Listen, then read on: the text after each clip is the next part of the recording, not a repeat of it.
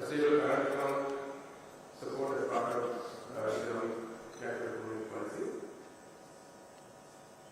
and a strong growth expected from the export sector, which is expected to go to $19 billion this year, significant growth from that base. And then of course, the growth in non-debt inflows, robust economic growth, and primary budget surplus of 2.3% of GDP is expected to help us in our debt servicing payments that is due in 2028. So that also, I think, the President did mention very confidently that plans are in place to ensure that sufficient reserves are built up through this economic process to be able to comfortably pay starting 2028. So, our own revenue, where does it stand, where does it come from? The biggest chunk is from taxes on goods and services. So, we have almost, I think, close to 5 trillion revenue expected. And out of that, taxes on goods and services is more than half at 2,700 billion, which is 2.7 trillion. Out of that, income tax is 1.1 trillion. Taxes on external that is on the import export side, the import side, 651 billion is also expected. Non-tax revenue of 370, and then transfer 30 billion. So this is what comprises our income portfolio on this trade. On the expense side, interest is we have close to 7 trillion rupees of expenses. So it's 2 trillion deficit. And the biggest item in that is interest for almost 3 trillion rupees. Second is public investment, 1.3 trillion. Subsidies and transfers, 1.2 trillion. Other goods and services, 400 billion. And salaries of 1%. You can see salaries and wages is actually less than our subsidies and transfers. So significant items there are interest and subsidies, what most of our income is going for. And if, for example, interest was removed, that is if interest was removed, there would be a primary surplus, which we have got. So in the expenses, we have 7 trillion in expenses, and 5 billion is income or revenue. So if the interest is taken out, we have a primary surplus. So what are the government strategies? So the theme of the budget was sustainable growth and a growth strategy for the economy. We have conversed there, we stabilized in terms of debt, stabilized in terms of most of the economic indicators, and now we need to see growth. So the budget had significant strategy and plan for this growth in terms of primarily attracting and promoting investment in Sri Lanka, right? So FDIs. So the areas of focus were the public-private partnership, we want to strengthen that, and to that end, reliance is placed on export-oriented investments on public-private basis. Also, a bill is introduced for a law specifically to facilitate public-private partnerships is one class, as well as to have zones also to be done with private sector, so that it's done in a speedy manner, and hopefully by this year some target zones will come into being.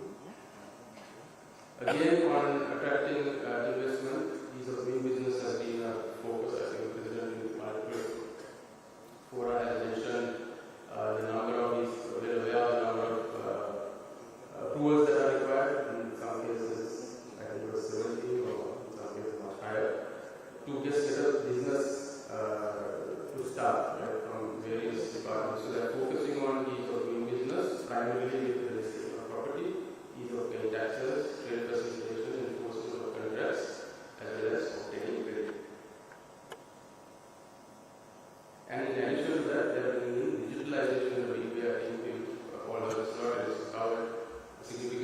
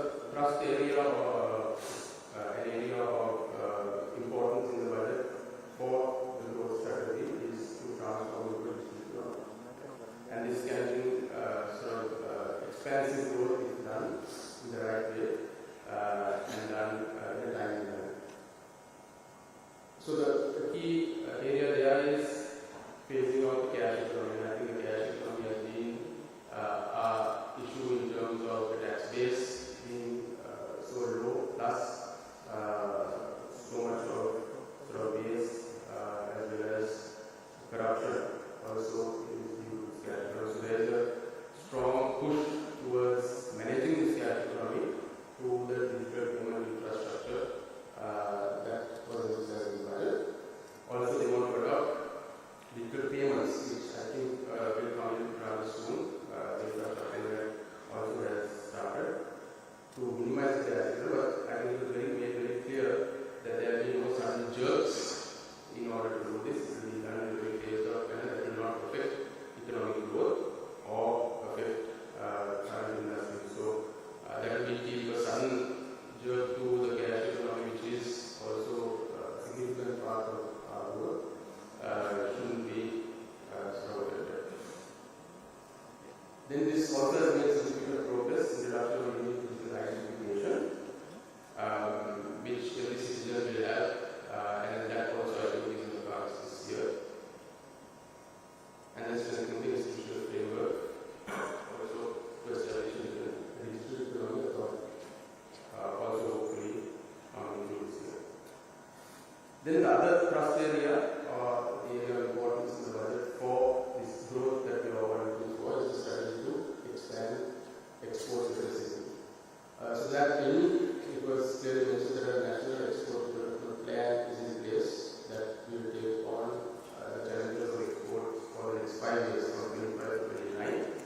And there is special focus on MSME, micro, small, and medium enterprises, also putting into and encouraging them towards exports.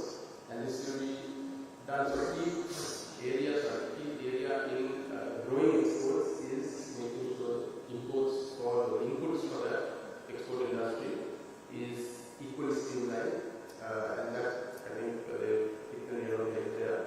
So clear removing all of the limitations there and access to high quality, affordable, or when we say affordable, tariff structure is a significant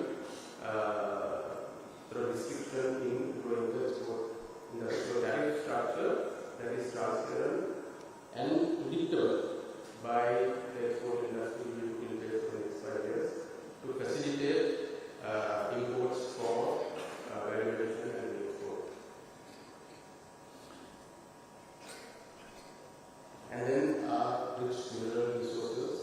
The policy is also to attract FDI and I think also public-private partnerships to make sure valuation is done in Sri Lanka, and that adds to our export trust. Then again, add to our export strategy, our trade strategy is also clearly mentioned to leverage our networks in ASEAN as well as FTAs with countries that we trade very closely with is something on that agenda as well. Double tax treaty is also expected to increase. We currently have 44 double tax treaties with countries that facilitates avoidance of double taxation, which is certainly something that investors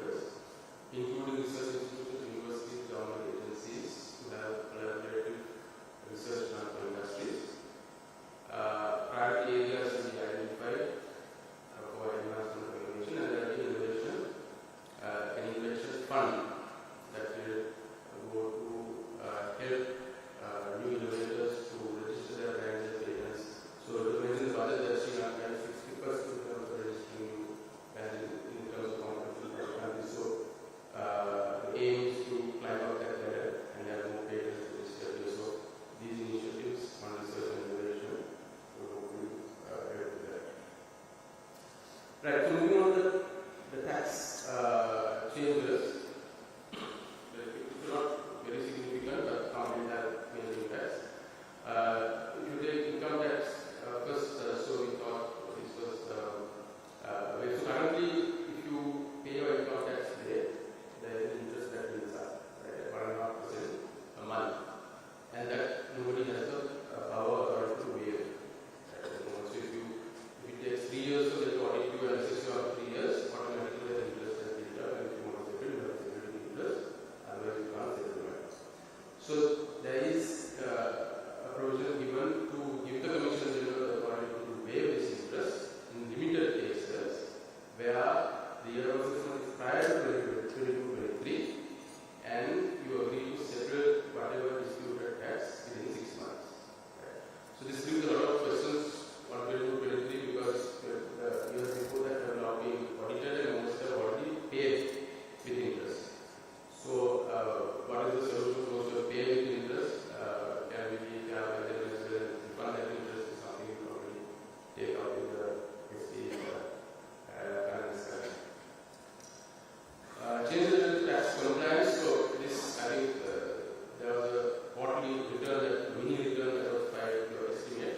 That requirement has now been removed, or will be removed from 25-26. So that's the year starting this April. We will not have a set return required. So it will be your annual return required. Proposal for senior citizens. So there was a lot of complaints that senior citizens are not comfortable with filing online. So they have made a provision to allow them to file it manually. So from this year, 24-25, manual returns will be permitted for senior citizens. And there is an exclusion on withholding tax on interest. So withholding taxes to go up from 5% to 10% from April 1st. And any senior citizen who has less than 1.8 million rupees in terms of his income makes a declaration to the bank, and the bank will not withhold tax up to that amount.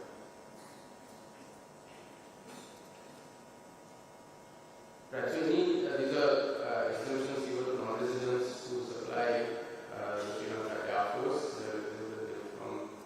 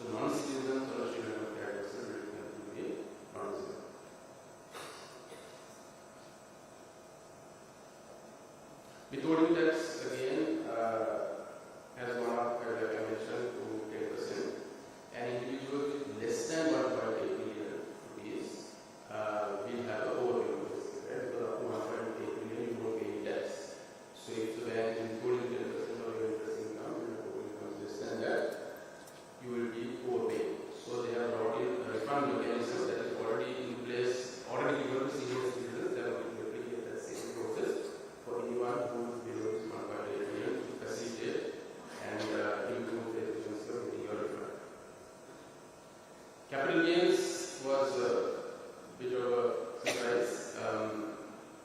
So this is the capital gains rate card.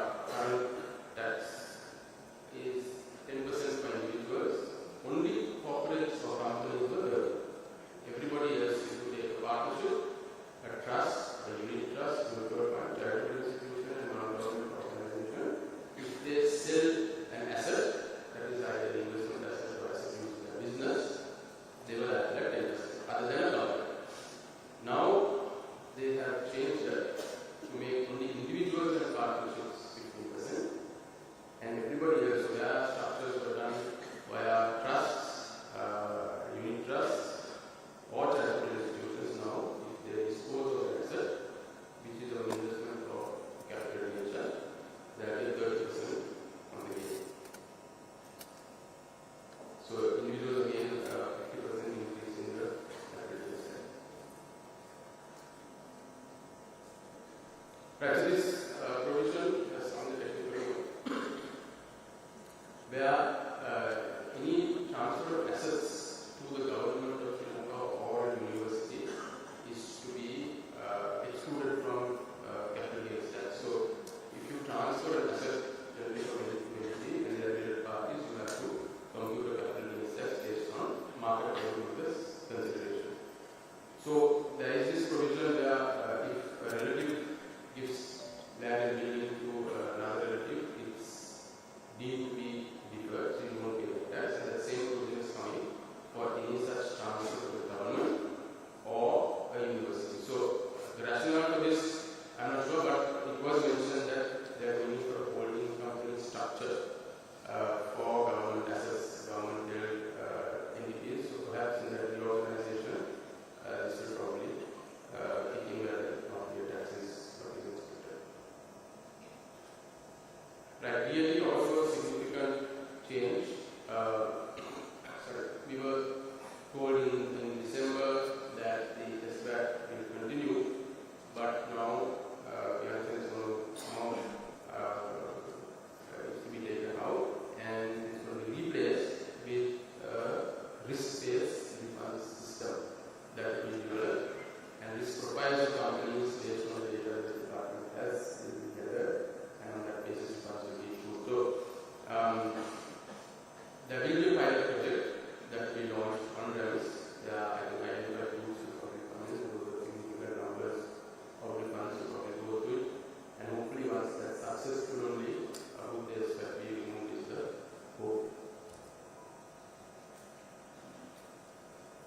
Right, so this proposal came also in December, where on digital services is to be imposed. So, what is digital services is fairly broad, right? It's basically small what other countries have used in their law. So, basically, downloadable digital content, subscription-based media, software programs, electronic data management, and support services, mobile applications or apps that we use, games, social network platforms, online newspapers, journal articles, payment processing services, and electronic marketplaces. Right? So all of this comes within digital services that are generally provided by non-residents who Sri Lanka, right? Without having a physical or business presence, and hence they get out of the tax net because our tax system is based on physical presence and carrying out of business in Sri Lanka. So as a result, most countries have brought this in, and the OECD also has recommended a system of consumption-based tax, where you consume the tax should be paid. So the scope of the backlog will probably increase to include the chargeability of these companies that are deriving income from Sri Lanka to register, pay taxes, and file returns. So what will happen is basically create a level playing field for the local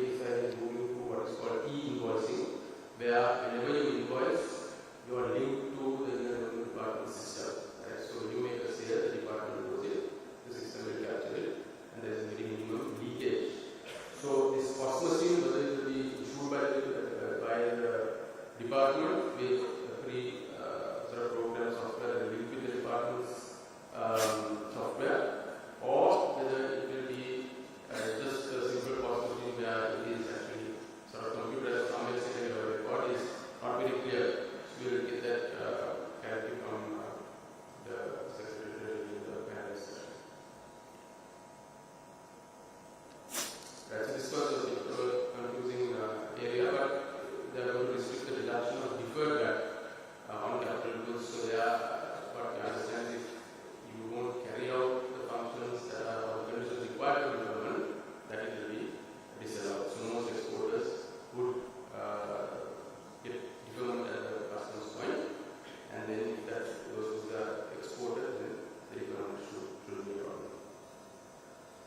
So VAT exemptions for the port city. So as you know, port city companies are exempt from that. Right? So you exempt from that, you can't get an input. Right? So even supplying a port city company with the input will build up. So to avoid that build up, they are exempting anyone supplying a port city company from VAT. So the input will not get built up as a concession. We see like a SCV product, similar to SCV product, economy is the expectation. There's some exemptions for packing material, and then locally produced fresh milk and yogurt, which was introduced or mentioned December last year. Other taxes on SSCL. Transport of goods is to be redefined to include areas of international transportation that could cover warehousing, loading, unloading, and related services. This scope is not finalized yet, but we anticipate that it will increase these areas.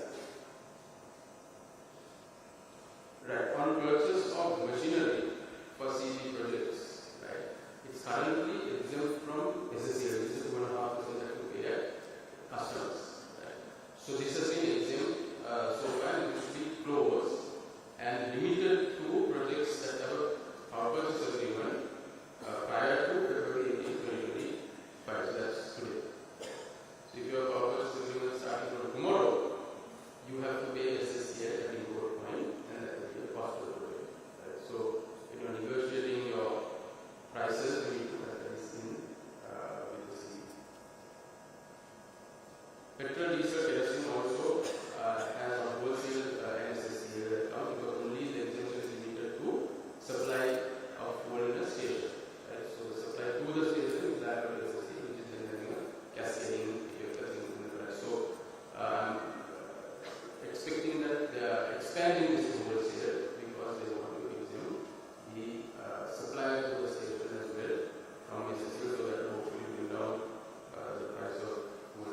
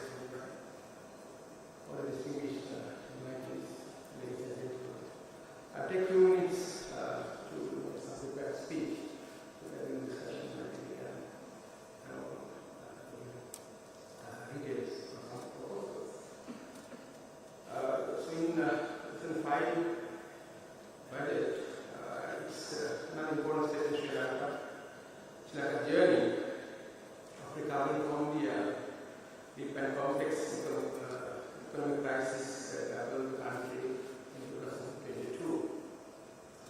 This particular budget is very consequential for many reasons. It is the first budget presented by the new government following the presidential election as well as parliament elections in September and November last year. In Sri Lanka's history, the general trend has been that change in the political cycle brings the reversal of economic reforms. Such reversals have created tremendous volatility, more devastating than the domestic policy errors carried after the 2020 economic crisis. However, this political cycle has been characterized by continuity in the basic macroeconomic fundamentals that are needed to ensure economic stability. This has been a long-awaited change in Sri Lanka's political culture. We are seeing the first signs of depoliticization of basic macroeconomic fundamentals of a disciplined fiscal policy and sound monetary policy. It is essential that this practice continues going forward as well to ensure a stable economic environment upon which economic prosperity can be built. While in 2025 budget ensures a continued fiscal discipline and a stable macroeconomic path, the budget draws on the government's manifesto to set a strong foundation for economic growth and substantial attention towards the well-being of those who have suffered most due to the crisis. It is not an easy task to balance and achieve within the right fiscal constraints faced by the government. However, I believe this budget has managed to achieve that balance in a satisfactory manner. On one hand, there are a lot of innovations, but the resources are very limited. So you have to ensure that these very scarce resources are used in a much more efficient and productive way. So if you talk about the context, before discussing the budget 2025, it's important to reflect on the financial context in which this budget is presented. Preliminary data from 2020 indicates that Sri Lanka has performed well in the key fiscal target, that is primary balance target, achieving a surplus of approximately about 2.2% of GDP. This is very close to the medium-term target of 2.3% of GDP under the policies that we are implementing right now. However, it should be kept in mind that the primary balance overperformance last year is largely due to underperformance of capital expenditure. There is one correlation between these two variables. This in turn was due to the fact that foreign financing remained low until the representative process was concluded in last year. Furthermore, due to the two elections in the second half of last year, expenditure slowed down. Preliminary estimates of government revenue in 2024 are in line with the expected levels of 13.6% of GDP in last year. So therefore, the strong primary budget balance performance in 2024 does not indicate space for reduction in taxes at this stage. In 2025, we expect a more robust capital expenditure execution during the conclusion of the legislative process. Accordingly, it is necessary for revenue to continue to grow in 2025 as well to reach the annual target of 15.1% of GDP in 2025 to enable the high expenditure to be accommodated while ensuring the 2.3% of GDP primary balance is met in 2025 as well.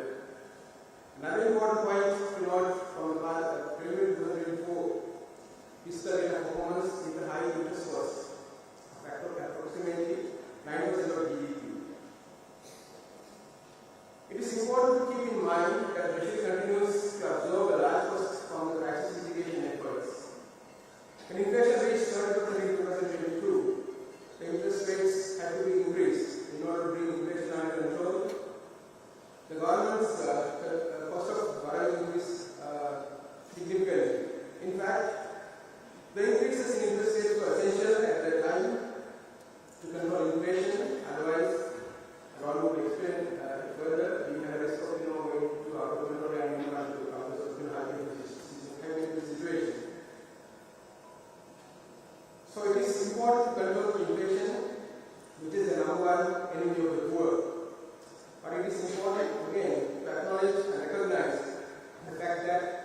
large impact on fiscal cash flows, and even today, the ability of the treasury to provide finances for essential public services is constrained by this large interest burden.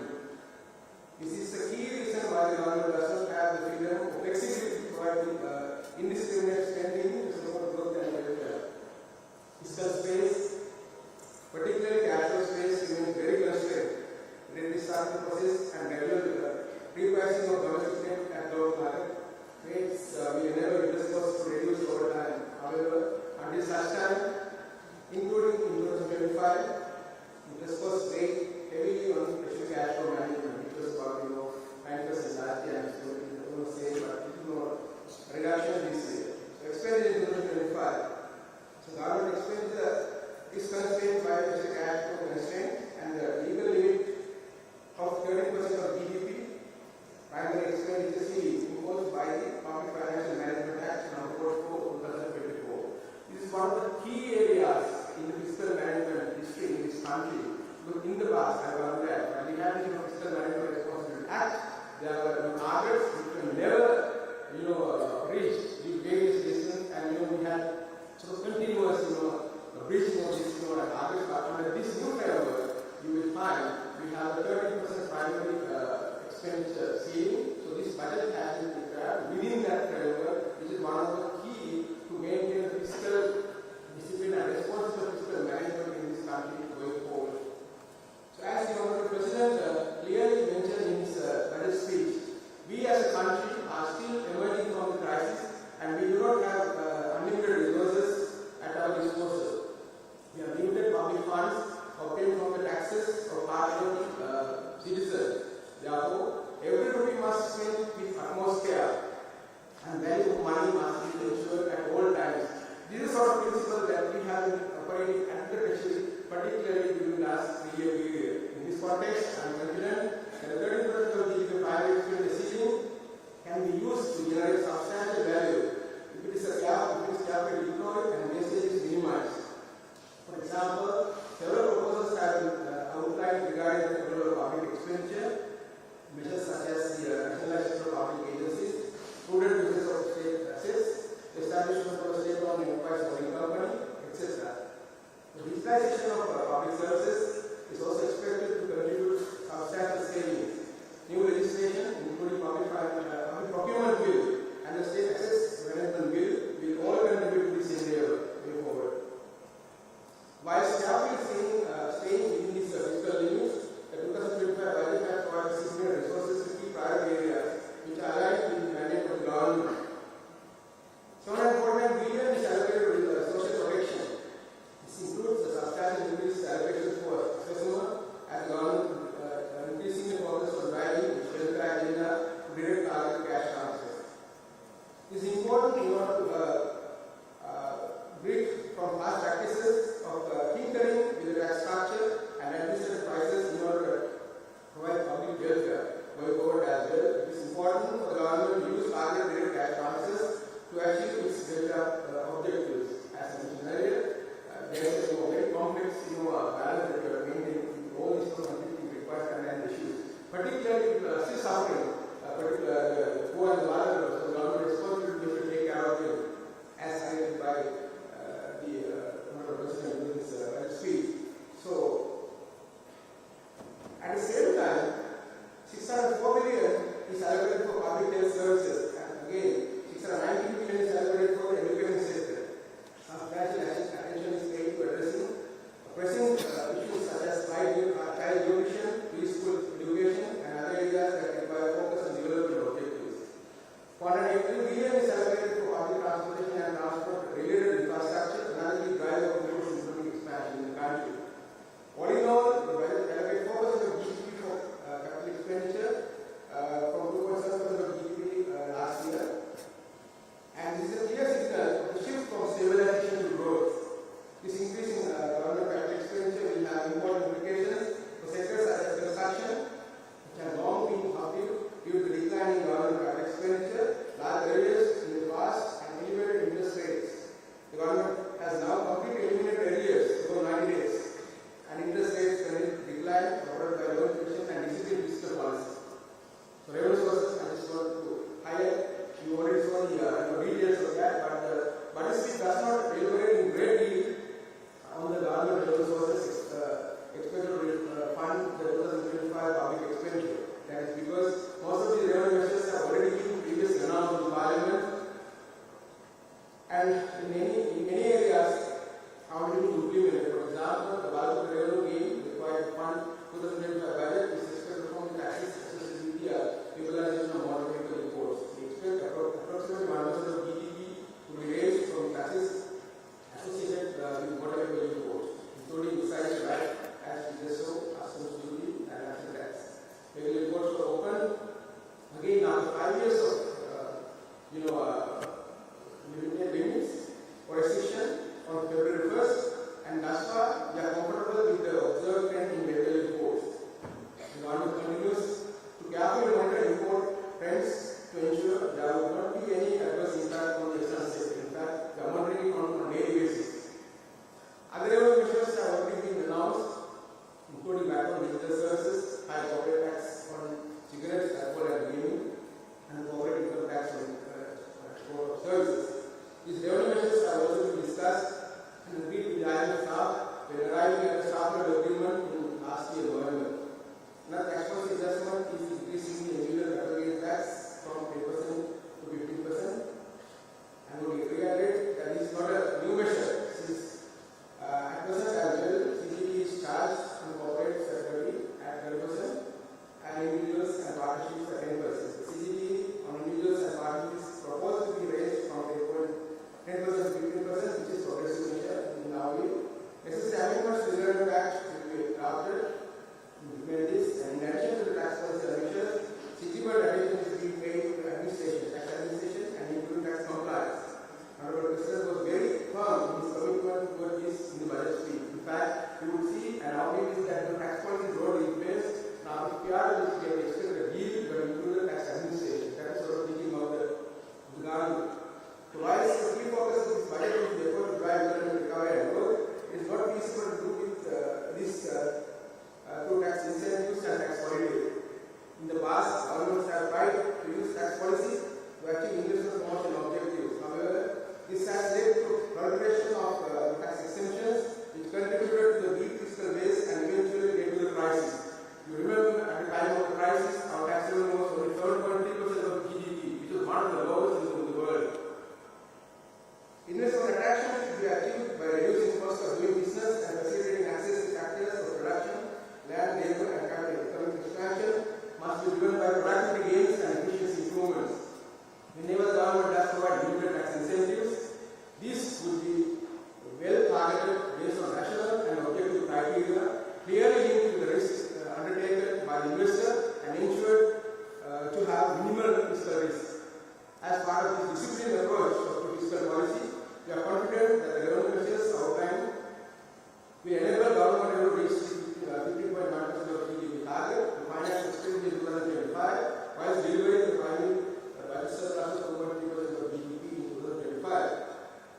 Fiscal disclosures. Another important aspect of this budget is the higher level of disclosures related to the government fiscal policy operations and fiscal measures.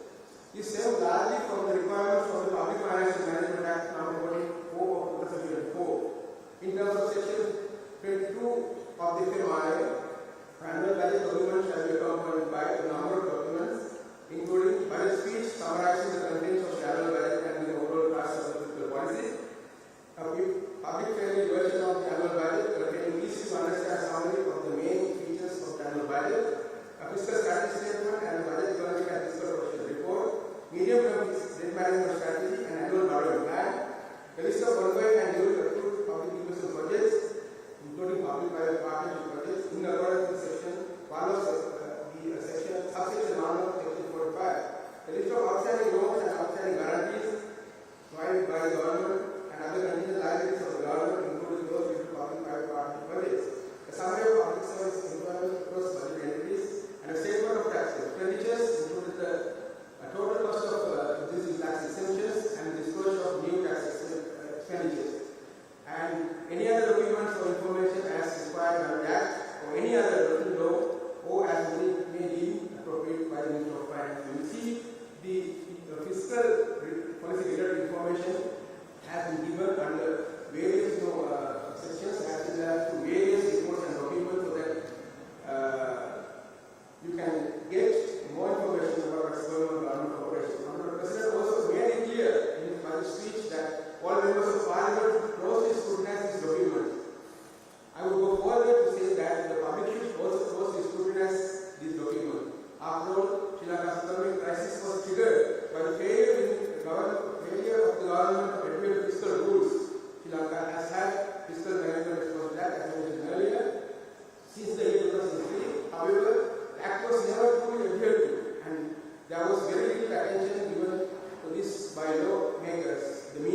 for the public until it was too late.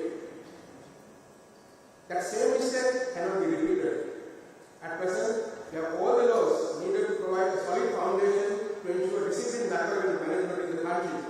This includes the Central Bank of Sri Lanka Act No. 16 of 2023, the Public Financial Management Act No. 44 of 2024, the Public Debt Management Act No. 33 of 2024, and the Economic Transformation Act No. 45 of 2024.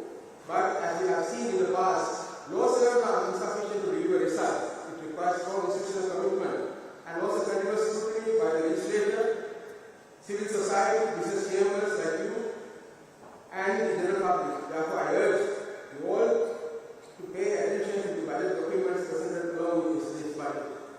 Already two parts. Many groups continue to claim that Sri Lanka can afford to deviate from the current macroeconomic reforms trajectory. However, these same groups fail to provide concrete alternative paths. The reality is that Sri Lanka has no alternative except the prevailing trajectory, which is the result of a carefully designed comprehensive reform program. While there is space to make adjustments within the broad parameters of the external fund facility, as has been done in adjustments to pay tax and other tax measures, deviating from the overall parameters would have devastating consequences. The fact of the matter is that the policy errors made by Sri Lankan authorities in the lead up to the 2022 crisis resulted in a complete loss of country's economic sovereignty. The only way that we can regain sovereignty is to ensure we follow macroeconomic policy discipline and continue with key reforms until such time the economy is strengthened with robust fiscal and external reserves along with sizable volumes of non-debt-giving forex inflows. Criticism for the sake of criticism without sound analytical basis and without presenting a feasible alternative adds little value to the public debate. In a democracy, it is important to have a vibrant discussion and critique about government policy, but this should be based on credible and realistic alternatives. It is important for Sri Lanka's political culture to evolve in such a progressive manner. Now I will conclude my little speech. A budget is not just about balancing the fiscal numbers to ensure budget targets are met. It is also necessary to balance various expectations of different stakeholders in the country. This is never an easy task, since oftentimes these interests and expectations can be in conflict with one another. This budget had a particularly difficult challenge of ensuring a continued adherence to economic stability while also providing relief to the poor and the vulnerable and also setting the foundation for economic recovery and growth. A strong governance culture is an essential component of this objective. The budget speech clearly projects the government's policy of zero tolerance for corruption and abuse of public funds. The legal framework to support this has a good foundation with the Anti-Corruption Act of 2023 already in place. The process of crime is in the advanced stages of drafting following review, and the public procurement bill will be developed this year. From an institutional perspective, all entities in government have an important responsibility to deliver on this commitment by the government. The Ministry of Finance will be paying special attention to the key revenue agencies, the Income Tax Department, the Excise, and also Customs to ensure the elimination of corruption vulnerabilities in those entities. Honorable President also clearly articulated how the budget sets the pathway to grow non-debt-creating inflows while building fiscal and external buffers. This will enable the seamless settlement of the gradual increase in debt service obligations of 2028 when the first capital repayment is resumed. I wish to reiterate this message that as long as we maintain this reform trajectory and continue to build fiscal and external buffers whilst growing non-debt-creating inflows, Sri Lanka will be able to comfortably manage its external debt service obligations. However, the government alone can't take economy to the next level. The major driver of economic expansion will be the private sector, particularly when it comes to growth of export, investment and job creation. The same applies to the elimination of corruption. As the saying goes, it takes two hands to clap. Therefore, it is crucial that we all take responsibility as stakeholders in Sri Lanka's economic recovery and make our contribution to improve Sri Lanka's economic prospects. The 2025 budget has provided clear direction on the way forward for the country.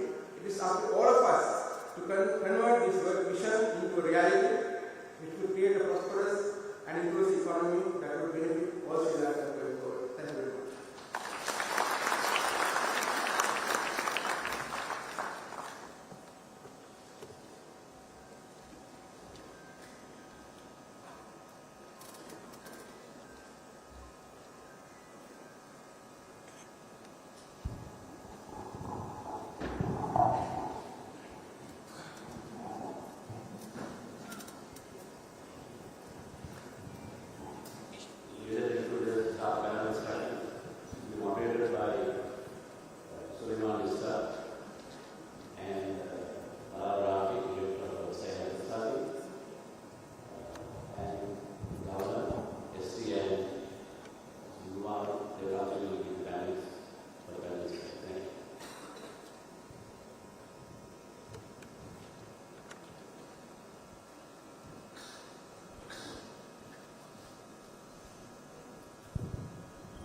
Good morning, everyone. I'll start off with the government. The government has predicted or expected 5% growth for 2025.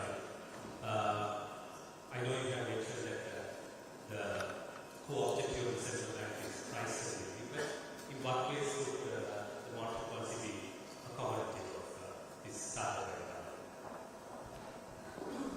now? Thank you. I think this is a budget session. It will be very focused on the fiscal policy and also its coordination with the monetary policy. I am here to talk about not to about the budget, that's fiscal policy, and we are responsible for monetary policy.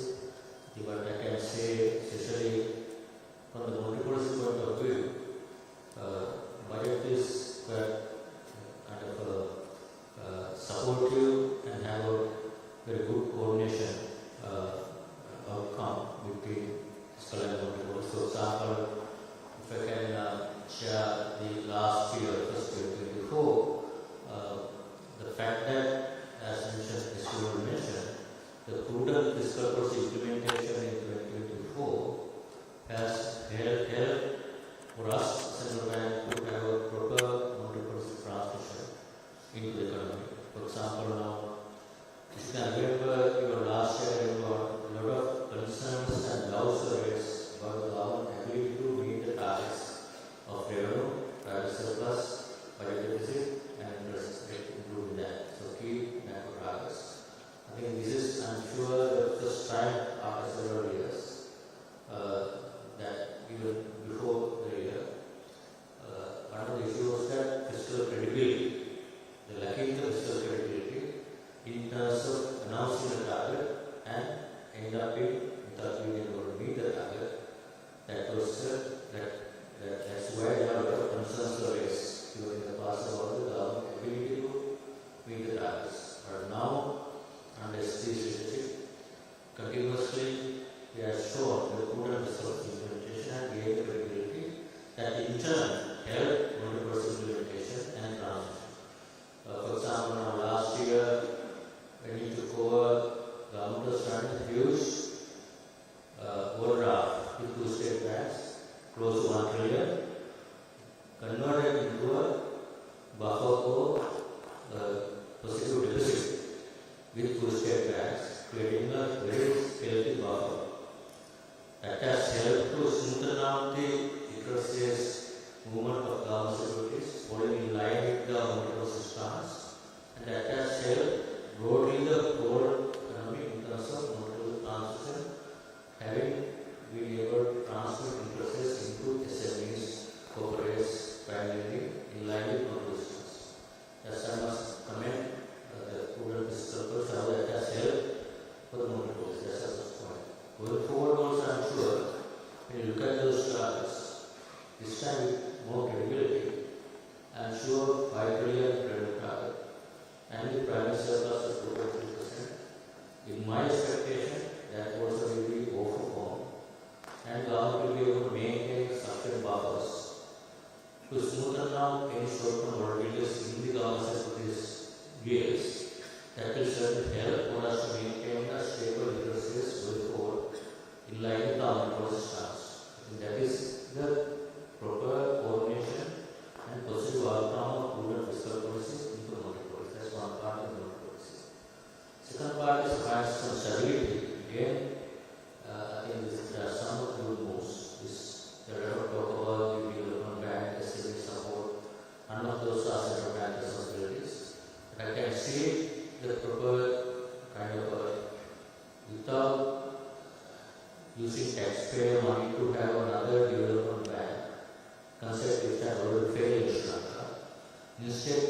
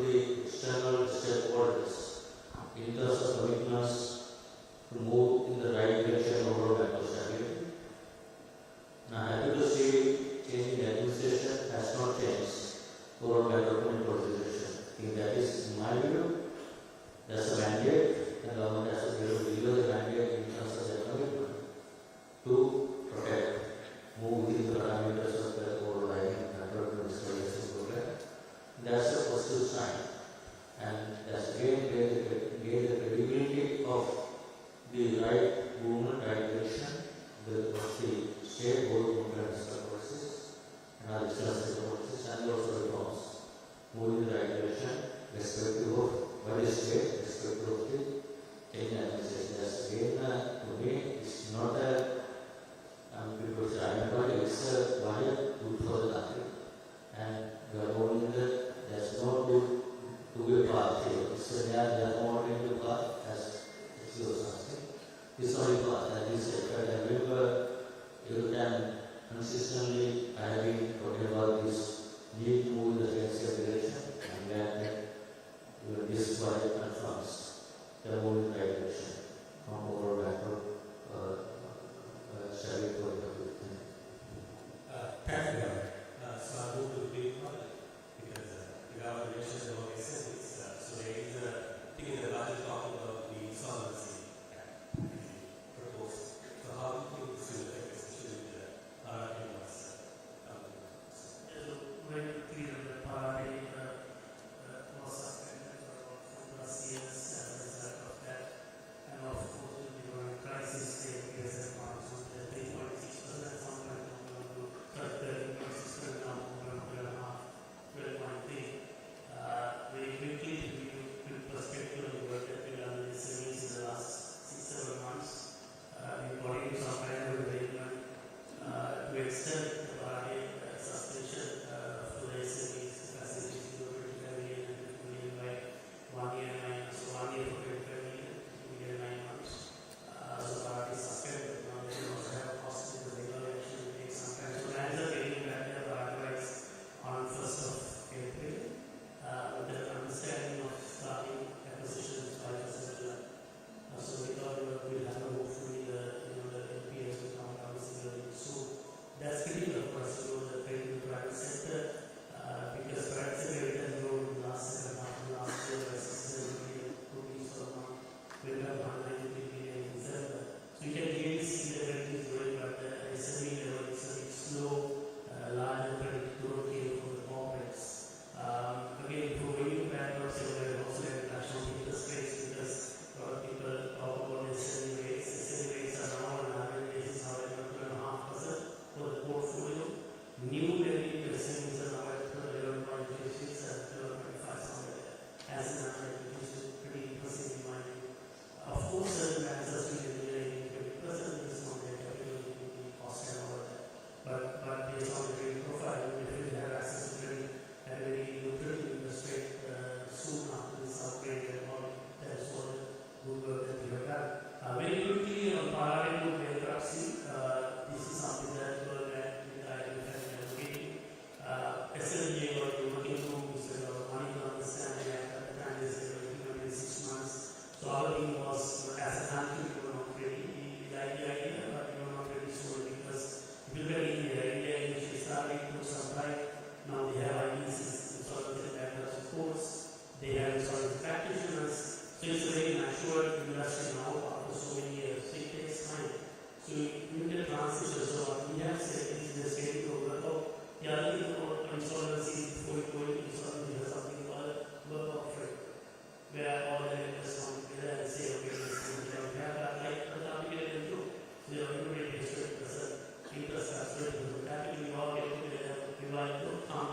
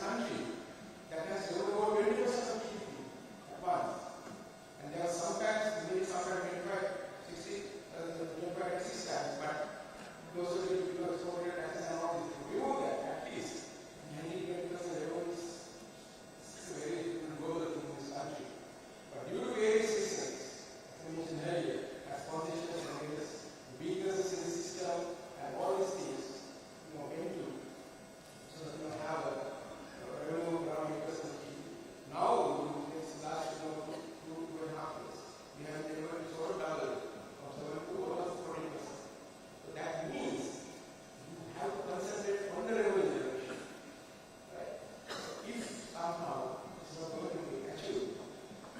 I wouldn't say that it's part of expenditure, but in the past, as happened that we are implementing the fields, the public progress of the most of the capital expenditure has not been to the desired. But I would say that we will have strict controls. We are seeing needs of revenue reduction the regulation to strictly monitor, and we have internal systems that I don't know the system, especially an information system. We are planning to fully roll out that technology-based system to better control expenditures. So I would say that we have better controls in the system, better expenditure controls, and at the same time we would try our best to get the revenue. It will be a sort of combination of these.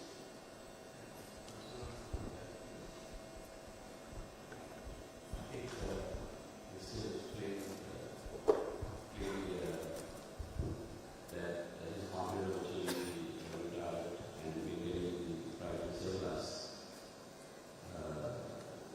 I don't want to reveal the audience by saying the operating business plans.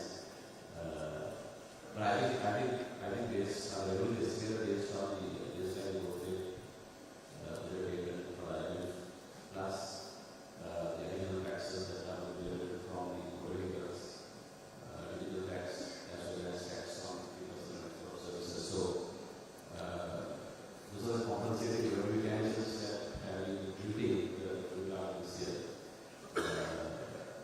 to offset some of the losses from the PUI enhancement or facility complex and or what it is. So the treasury is quite confident that we can achieve the target, and the process will constitute the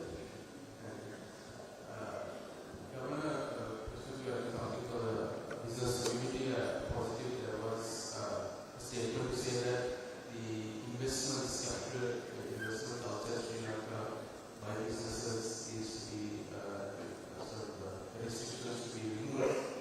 Any indication on how much, how soon? again, this is the policy decision the Ministry of Finance and the Ministry of Management first at Business Authority to relax to what extent at what phase.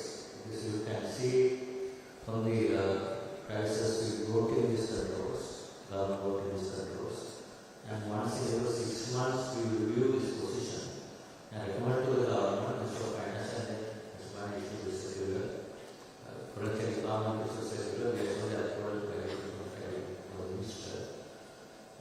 So every 6 months there should be, I think, looking about what you heard in the budget, one of the statements made by the Minister, basically this is intention to relax this on a regular basis. Obviously, there are a lot of things we have to look at the overall reserve position, to what extent potential outflows, while basically supporting some of the industries, some of the businesses to move out. And my personal view, we should allow the Sri Lankan companies to expand and move globally rather than limited to business only in Sri Lanka as a small market. This is the only way to expand and make Sri Lanka companies from local companies to global companies. In principle, certainly, from our point of view, we support that move, subject to other constraints. So once you see gradually building up ourselves, then obviously we can relax this on a gradual basis. Guiding the right direction, at what phase, is still once in 6 months we will see the review. On that basis, we gradually open up going forward with our recommendation in store financial decision. So that in the next quarter, In next 6 months, currencies will relate up to June this year. Then there will be a circular way of doing it. My question to Mr. Srinivasan, there's a lot in the public sector to lowers what to offering private. The private sector, the benefits.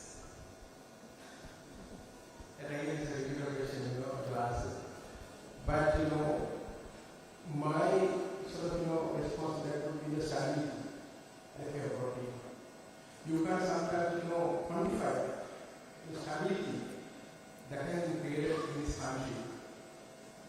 I remember the very first day I drove as in the duties, I was to go back and was going to finance.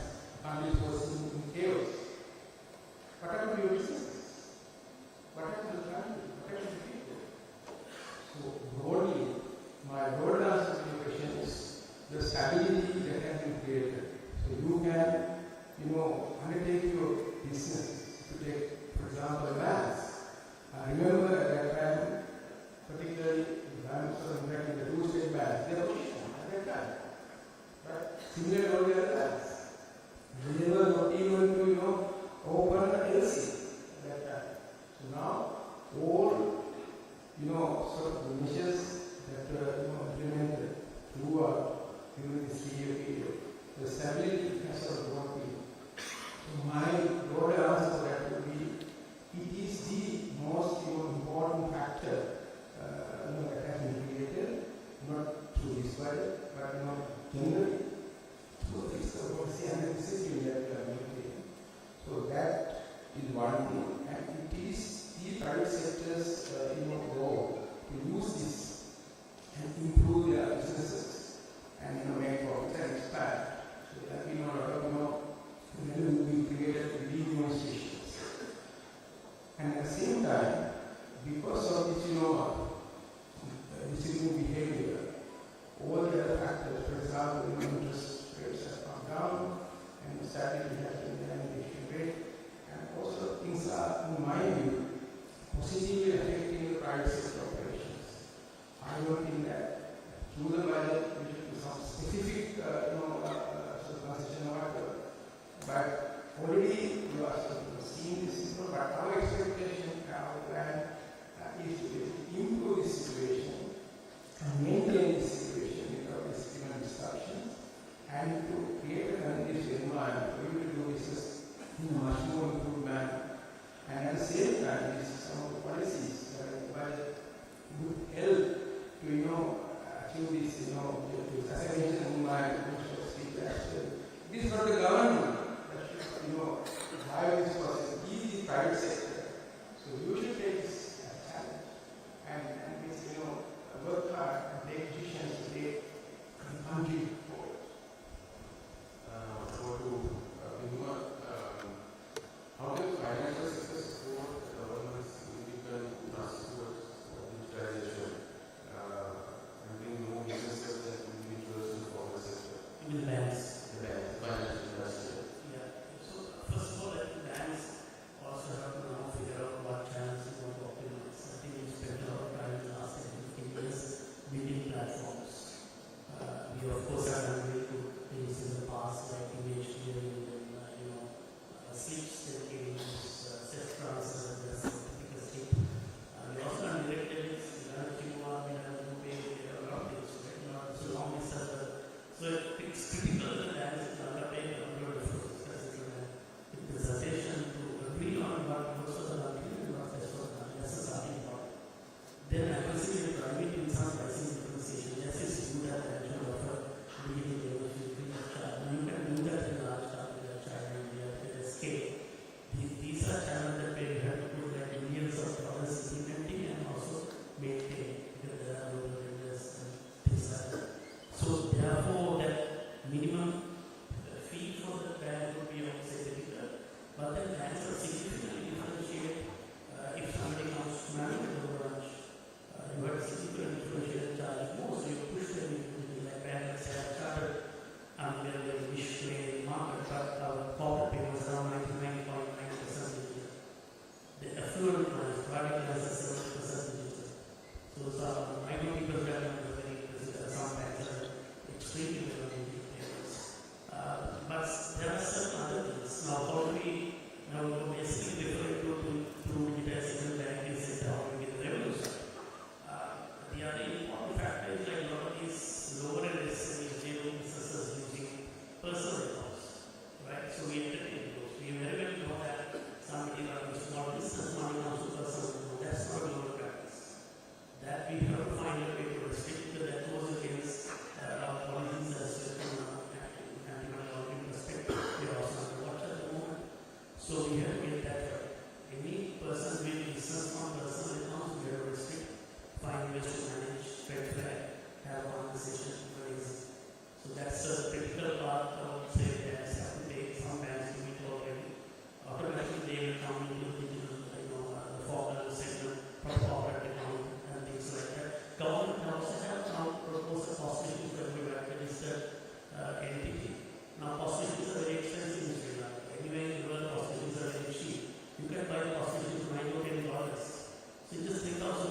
there's no tax, you can give it free for certain sectors. So that's critical. Even the right people are salary does not work.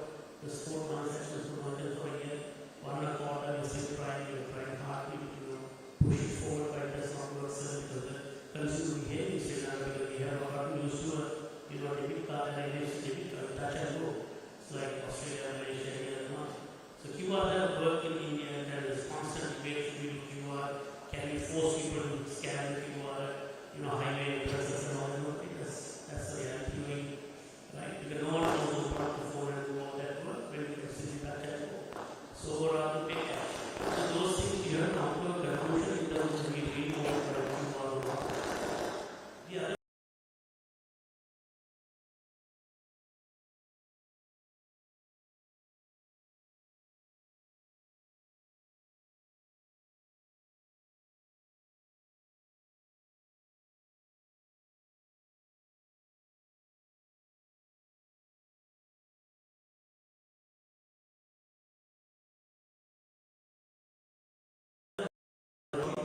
small companies, so they sign off on all sorts of books, and banks look at these books and they say, yeah, they look at management finance, they look at audit finance. So we have a very famous thing called paying. Those days you go to physical bank statements and get animation at the turnover, and then we have a funny way of doing it. We sit there and assessing the stock. Then we do all sorts of things to create our own balance sheet P&L, and we say, oh, this land credit card, we can go for it. So we have done, like I would say, 100 to 100 million facilities for, as an industry, I'm saying, I'm not pointing fingers at any bank, but we are also responsible, equally responsible. So how do we make sure that we use two different sets? One is loss making, one is profit making, one is profit is unstable. How do we make sure that we reject the facility? How do we make sure that we have the facility? Put the facility on the watch. It doesn't happen. We go over and then 5 banks will do the same company without checking at the same time. And you end up in Parade and all this other complicated issues. So banks are also very clear. Of course, the bank can also issue more guidance on those things. PRI has done those things for the UK based banks. We have Parade and I think it has a work in terms of supporting the taxes. My question to the government. What is the strategy that central bank is pursuing to harness this, especially considering global volatility? For example, Donald Trump's unpredictable trade war and other many other things going on. These global issues, one is geopolitical issues, another one is Trump administration, unpredictability of the policies. From our point of view, I think you look at Sri Lanka's context, our exposure to those kinds of changes and volatility is not that much. I will say that. So there are two ways that can happen. One is in terms of trade flows. Whether we will, Sri Lanka whether there will be a loss of Sri Lanka's market access to those markets as a result of those policies in terms of export markets. But I don't see these policies would not target Sri Lanka. This is more geopolitical towards China, Europe, Mexico, all these places. Obviously, it has some impact in terms of trade diversion. In my assessment, I think these policies is still not certain. Unless I don't see a big impact on our products access to those markets. It could sometimes even be beneficial in terms of trade diversion on the access to markets for exports. Secondly, on the financial markets, we don't have any exposure in terms of short-term volatile flows going in and out as a result of some changes in the USA monetary policy related to those actions, because our kind of one volatile area is exposure to treasuries and bonds kind of investors. So there is more portfolio compared to $6 billion, $300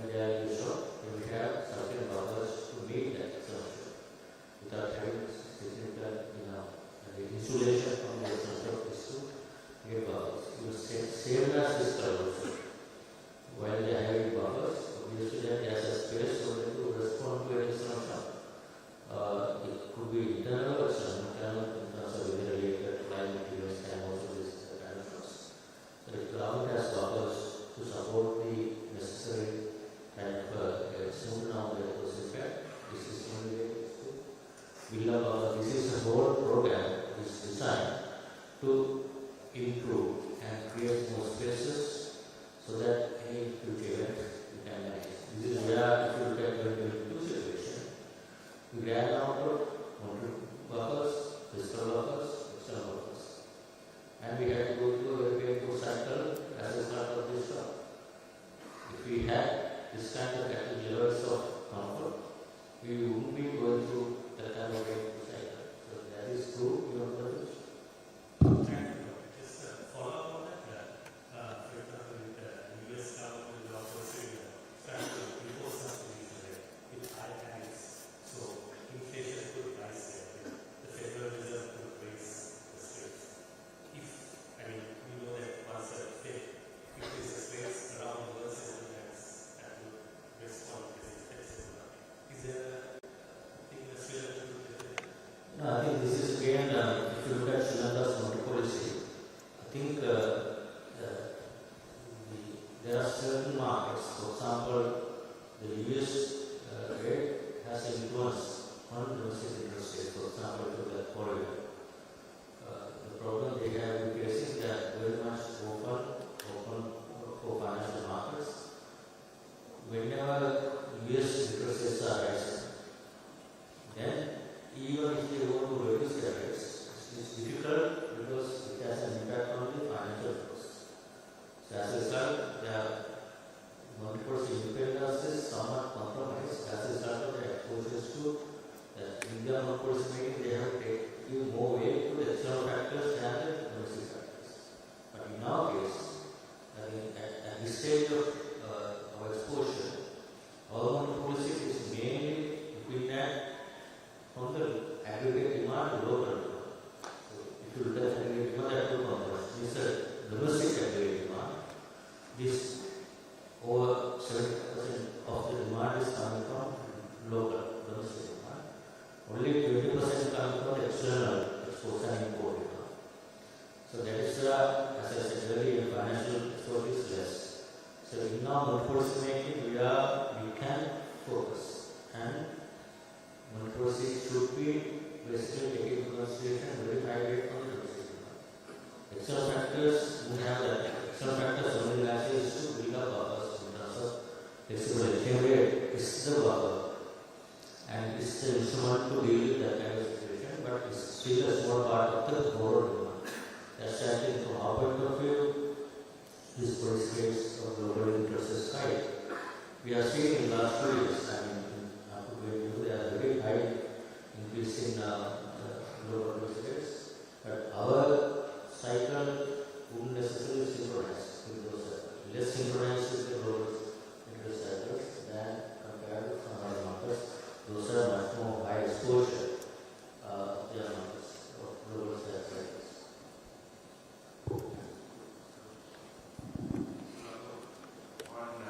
I think the SWAT removal came as a shock to the industry because it was we were expecting to continue, but I think it is now going to be removed. Are you happy with the alternate structure proposed? Is there a timeline that it will be ready, or will the industry react? Serious conflict of interest answer the question. The SWAT was introduced to really what it used to. It was introduced as a temporary measure to ensure that it was still in place to expedite the refunds without delay. But it did not happen last year because it continued as a SWAT. And the general belief is that SWAT has resulted in growing cases. Whilst they have done good exporters in terms of external refunds, money coming on time, accessory documentation, etc. On the other hand, the revenue argument that they have not got something called equity in the other meeting. So I don't know these are the theories. So there is a strong IMF benchmark which says that this has to be removed. But of course, they have clearly said that they have to make sure that the rust refund mechanism in place by the removals. So the deadline is September. And I think I have these in place.